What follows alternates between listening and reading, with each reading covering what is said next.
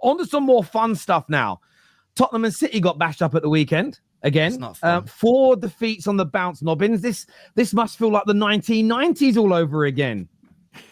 Well, it's the first time. The last time we were lost 4 in a row was 2006 under Stuart Pearce. So we're running it back all the way there. Pep's never lost 4 in a row in his managerial career, or until now, obviously. And we play Penry's team next at City, and then I think we go away to Anfield. I think there's a Champions League game in between. Then it's Anfield there, so it might 6. Could be 5 or 6 on the bounce. Genuinely, in between. That's the fixture. Yeah, you win that. Yeah, or maybe it's final. I think we've already played Prague. Oh no, it might be final. Yeah. Yeah. But but hey, I was going to say it's a team we should beat, but that might not mean much. Do you think you'll beat us? Look at this mid-off. Look at this mid-off. Tottenham and City in the mid-off here. That's a Spursy thing. Yeah, I don't know. Yeah, because you have lost 2 in a row, haven't you? So we lost to Palace but you always do well against us. I feel like so it's because you're one of our bogey teams, so it's like it would be a Spursy thing to lose, and then come to the Etihad and win. You can't. The thing is, you can't lose to us because Liverpool have got Southampton. The likelihood is Liverpool beat them, and then you go into the next week at Anfield. We could be sitting here with Liverpool 11 points clear of City. That just can't happen. Yeah, it might though. It might. If Guardiola is 11 points behind Liverpool, then I don't care how good City are. Nobbins, can I ask you a question about this? Do you feel like your team and Pep look a little bit shell-shocked, a little defeated, a little out of sorts at the moment, even in their kind of persona they're giving off? Oh yeah, well, they're not used to losing, are they? Never mind losing, 2, 3, 4 in a row. So yeah, it's uncharted territory 4 in a row. So it's uncharted territory for basically all of them. Certainly in a City shirt it is. And I think our only hope of, trying to compete for the title now is be within touching distance come the January window and then sign someone to fill Rodri's shoes. Outside of that, so if we don't sign anyone in Jan, I'm very convinced we finish 3rd. Very convinced of that. Is this Rodri missing, or are there wider issues at play here as well, in your opinion? Yeah, definitely wider issues, 100%. Cheeky plug, after this stream, go watch the video that I uploaded earlier today, which goes through this in more detail. But yes, there are basically, the issues that we're experiencing this season are the issues that we experienced last season. The only difference is we had Rodri last season. We don't have Rodri this season. So the issues haven't been remedied in the summer because we didn't sign someone like Bruno Guimaraes, who I was desperate to sign. Didn't happen. And it means that the issues are still remaining. They haven't been solved. But again, it's got the issues compounded because we don't have Rodri, who obviously just won the Ballon d'Or to help steady the ship in a way. So this is why I'm saying that if we get to Jan, or rather if we get to like the 1st of Feb and we haven't signed someone in the winter window, then I'll be very convinced that we certainly won't win the title, and it might be even worse than that, because I expect Arsenal to go in a pretty good run, because they've got some relatively easy fixtures coming up now, haven't they? Wouldn't be surprised if they leapfrogged us in that sense. So yeah, it's not looking good. There are players out. I appreciate that. There are injuries. That's fine, but that's not good enough, to be honest. You should defensive errors. 10 goals in 4 games conceded. It's horror. So let me get the stat up, because I tweeted this. It's a really telling stat in terms of like what are City's issues this season. What are the biggest issues?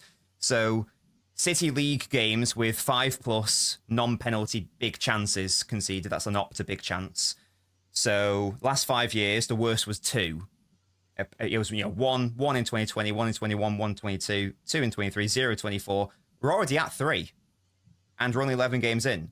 So it's our worst season from a defensive perspective compared to the entirety of last season for the past 5 years, and we're only 11 games in. So it might get worse by a factor of like 5 compared to a couple of years ago. So the issues are there's no midfield security, and then the issues are that the mid defense therefore isn't protected. So yeah. Not only that, your second, I know Vardiel is absolutely fantastic, but he's your second highest top goal scorer. And I know it's great to say City have showed character and they've showed determination to get back in games. But you had a late winner against Wolves, you had a late equaliser against Arsenal. This isn't.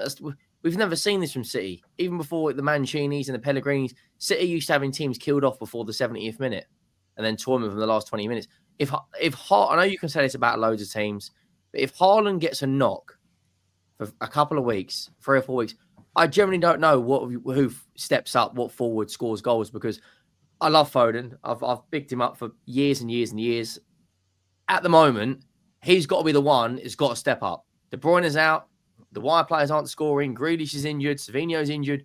Doku, he's not a G&A player. Foden's got to be the one now. Foden the neck and drag you through it. And he's not. I would say, because you framed it. Nobby's ain't got to go to the toilet. Oh no, you framed it in a better way than Agal did off the screen. Foden did step up last season, so I'd contend. Can someone else do it? I'm a big fan of Grealish. PFA Player of the Year, bro. Don't be doing that. I'm sure Foden will quote step up and. So why did you say can't someone else then? If that's what you're expecting.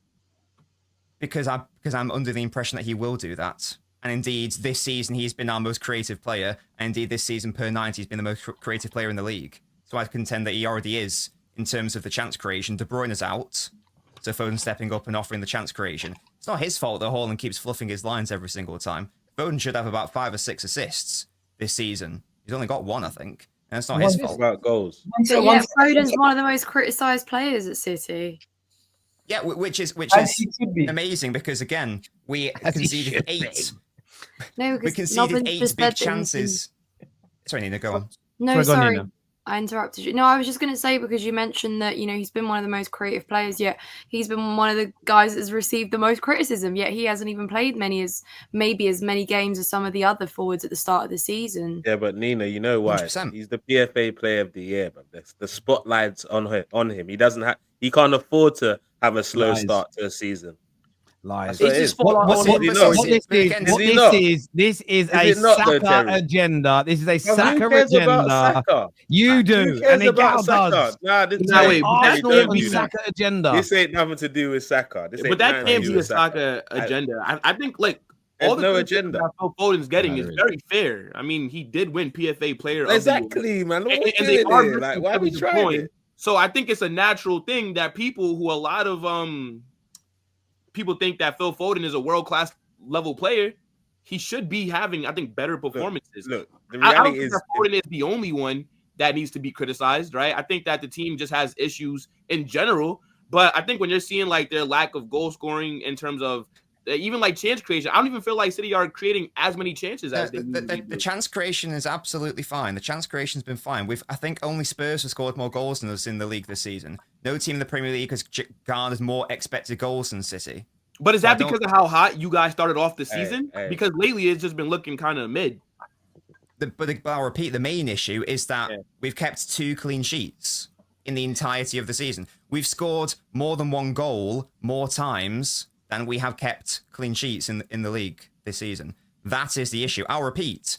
It's 8 big chances against Brighton. It was 5 or 6 against Bournemouth. It was about 5 or 6 against Fulham.